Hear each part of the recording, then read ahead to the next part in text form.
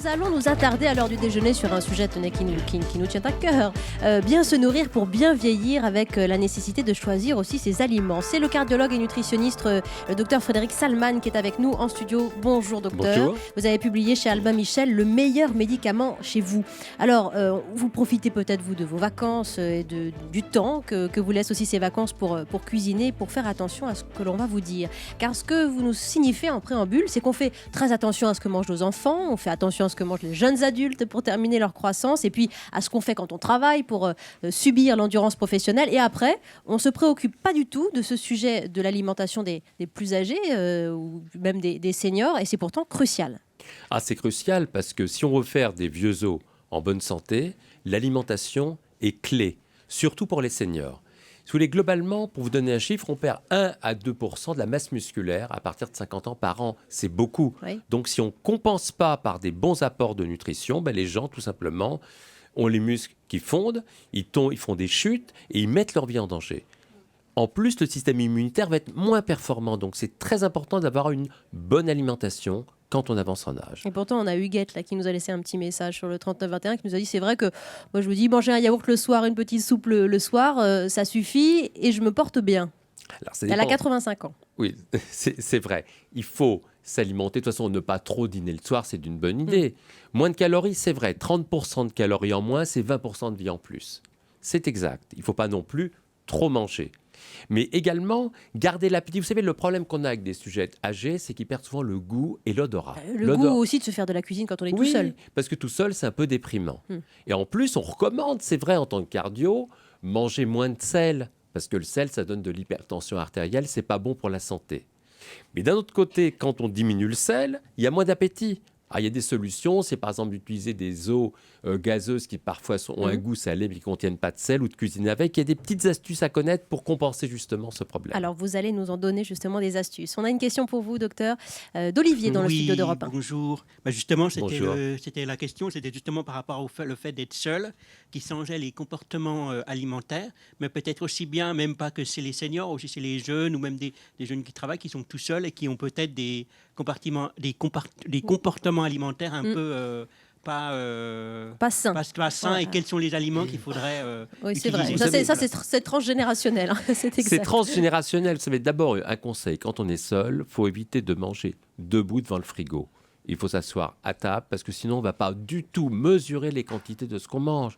Vous savez, il faut 7 km en jogging pour perdre l'équivalent d'un croissant. Alors, je ne vous dis pas, des fois, quand on mange n'importe Je vois des comment, mines palichonnes autour de je ne nous. vous dis pas ce que ça peut donner. Donc, d'abord, de s'asseoir à table, ça va donner déjà une idée des quantités. Parce que sinon, on a tendance à consommer trop quand on mange debout, n'importe comment. Et fractionner des repas en gardant 3-4 repas par jour, ça c'est important. Idéalement, matin, midi et soir, c'est mieux de s'asseoir et de changer surtout, de varier les aliments. Parce que si on mange toujours la même chose, on n'aura pas un bon équilibre nutritionnel. Alors, on va accueillir Martine qui nous appelle au 3921. Bonjour et bienvenue dans Europe Midi. Oui, bonjour. Bonjour, Martine. Je voudrais savoir si on ne doit pas privilégier les aliments bio et frais pour avoir une bonne santé. Est-ce qu'il n'y a pas un problème avec nos habitudes alimentaires? Bonjour voilà. Martine. Alors c'est vrai que Vous créez du sursaut dans le studio, Martine. les aliments bio sont intéressants parce que c'est un respect de la terre, de la culture. Sur le plan nutritionnel, on n'a pas de différence significative par rapport aux aliments traditionnels. Et souvent, il y a une question de prix aussi, c'est que ces aliments sont parfois plus chers. Et quand on recommande de consommer des légumes, tout simplement, je peux vous dire que si vous achetez en conserve, vous aurez les mêmes bienfaits nutritionnels qu'avec des produits frais. C'est une idée reçue qu'on a. On pense que parce que c'est frais, c'est mieux. Mais il faut savoir que la vitamine C, par exemple, qui est très sensible à la lumière, si vous laissez traîner pendant des jours et des jours des haricots verts à l'étalage, ils perdent leurs vitamines et on en aura plus dans les conserves qui sont moins chères à la sortie. Oui, les conserves, le surgelé, ça quand on est seul et quand on est un peu plus âgé, quand on n'a pas forcément envie de faire ses courses au quotidien, c'est bien, c'est mal pour bien vieillir. C'est très bien parce que vous savez, la flemme d'aller aux commissions, d'éplucher ses légumes, c'est pas toujours évident. Et ça permet d'avoir tout sur place et surtout de varier davantage avec des prix qui sont abordables. Question encore dans ce studio d'Europe 1. Madame, c'est Andy. C'est Andy, oui. Alors, l'important, moi, je pense, c'est de manger de tout et de se faire plaisir. Mais est-ce qu'il n'y a pas un problème d'achat, De moyens. de moyens d'achat? Évidemment, c'est vrai que c'est pas simple Comment du le tout. C'est pas simple du tout parce que parfois on recommande de consommer des fruits et des légumes. Ils sont chers. C'est pour ça qu'il y a l'alternative, par exemple, des produits en conserve ou surgelés qui apportent la même chose. Il faut savoir aussi qu'il faut être vigilant parce que, vous savez, on va rentrer dans une période de l'année où il y a moins de soleil.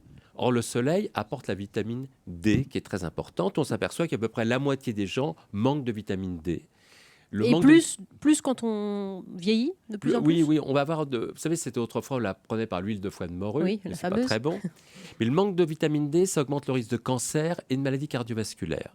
Donc, faire un petit dosage de temps en temps chez le médecin traitant pour connaître le taux de vitamine D dans le sang. Il suffit de quelques ampoules à boire par an et le tour est joué. Est-ce qu'il faut manger 5 fruits et légumes par jour, nous demande Daniel, si on a plus de 60, 65 ans? Est-ce qu'il faut garder ce cap qu'on ait 7 ou 77 ans, j'allais dire, pour relayer la Toute question? sa vie, évidemment, parce que les fruits et les légumes sont très sains, ça apporte des vitamines, des fibres. Et bien évidemment, c'est une bonne démarche, il n'y a aucun souci. Il y a Clotilde qui nous a envoyé un petit message qui nous demande si le lait, c'est bon ou mauvais pour la santé. Elle a 63 ans. Le lait, c'est une boisson millénaire qui est très bonne, qui apporte des protéines, qui apporte du calcium. Il n'y a aucun problème. Alors en plus, ce qui est intéressant avec le lait maintenant, c'est qu'on trouve des laits. Des laits qui sont écrémés, des laits qui sont délactosés. C'est qu'en fait, les gens peuvent choisir. Lait de soja aussi. Quelque part, le lait est une boisson, je veux dire, importante dans l'équilibre nutritionnel. Et les yaourts pour lutter contre l'ostéoporose, oui. Oui, mais ça contient, comme le lait, un certain nombre d'éléments, ça fait partie de l'équilibre nutritionnel. Très bien. Alors, encore des questions dans le studio. Monsieur. Oui, bonjour. Je voulais savoir s'il y avait encore un mystère autour des aliments, de ce qu'ils apportent et de comment ils font bénéfice, des bénéfices qu'ils peuvent apporter à les manger plutôt que de prendre des vitamines C, des compléments alimentaires, etc. Alors, bien évidemment, l'aliment est complet. Si vous voulez, globalement, quand on prend un aliment, il ne contient pas que de la vitamine C, il va contenir des fibres et beaucoup de choses. Donc, l'aliment a un point fort par rapport à certaines pilules que vous pouvez prendre. Par contre, parfois, il existe des besoins d'utiliser, dans certains cas, je donnais l'exemple de la vitamine D, à ce moment-là, des pilules de vitamine D pour compenser une alimentation qui n'est pas complètement équilibrée. Merci. 2 aliments phares là, pour les seniors qui nous écoutent, qu'il ne faut pas louper pour bien vieillir. Il y en a beaucoup, vous me prenez Allez, 3. de court. Allez, on va dire ce qui est important. Je recommande, moi j'aime bien la grenade, qui est un très bon... De quoi ? La grenade, le jus de grenade, c'est formidable, c'est un très bon antioxydant. Les tomates, c'est un très bon aliment aussi parce que c'est très peu riche en calories et ça contient du lycopène qui est une substance qui est tout à fait intéressante. Et alors, attendez, mon dada, le chocolat noir à 100%. Et voilà. Parce que je parle souvent des coupe-fins naturels très puissants. Ça marche bien parce que vous avez tendance à avoir trop de poids. Il y a plein de coupe-fins naturels formidables dans les aliments. Il ne faut pas chercher ailleurs. Merci beaucoup. Alors, on a encore des questions avec vous. Et pour vous, en studio, c'est Jennifer qui vous interroge. Jennifer, j'aurais Bonjour, voulu Jennifer. savoir si le plus important, et enfin moi je le pense, et ma maman aussi, qui a 76 ans, qui est très adepte, nous faisons du sport. Et je pense que, est-ce que c'est vraiment important pour la vieillesse de continuer à faire pas mal de sport? Alors, Jennifer, c'est pas important, c'est essentiel. C'est vital. Je vais vous donner un chiffre. 30 minutes d'exercice physique par jour diminue, tenez-vous bien, de 40% les risques de cancer, Alzheimer et maladies cardiovasculaires. 40%. Ça veut dire qu'on peut faire 30 minutes de marche? Alors attention, quand je dis 30 minutes, ça veut dire 30 minutes sans s'arrêter. Oui, parce que les 20 premières minutes, on brûle du sucre, ça ne sert à rien. C'est après qu'on brûle les mauvaises graisses. Oui. Donc en fait, il faut faire 30 minutes, ça peut être de la marche, de la bicyclette, de la natation, mais sans s'arrêter. Et tous les jours? Et tous les jours, c'est comme de se laver les dents. Vous savez, des fois, les gens me disent, moi, je fais du sport le week-end. Et je dis, vous lavez les dents le week-end aussi? Donc, c'est tous les jours, c'est vital. Si on restait en bonne santé, c'est vraiment un geste quotidien effectué sans aucune hésitation.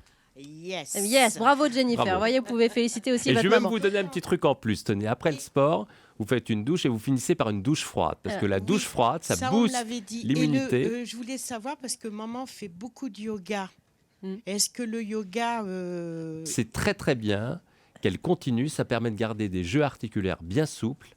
Et ça... Parce qu'elle veut m'inciter au yoga aussi. Eh ben, faut suivre maman, hein, faut pas hésiter. Bon, bah voilà, ça maman va. avait bien raison. Je vous laisse Moi, pour je vais cette faire du consultation sport. particulière. Ça va, Jennifer? Merci beaucoup, Frédéric Merci Salman. beaucoup. Merci de votre présence pour bien vieillir, en se nourrissant bien et en faisant du sport. Vous l'avez compris.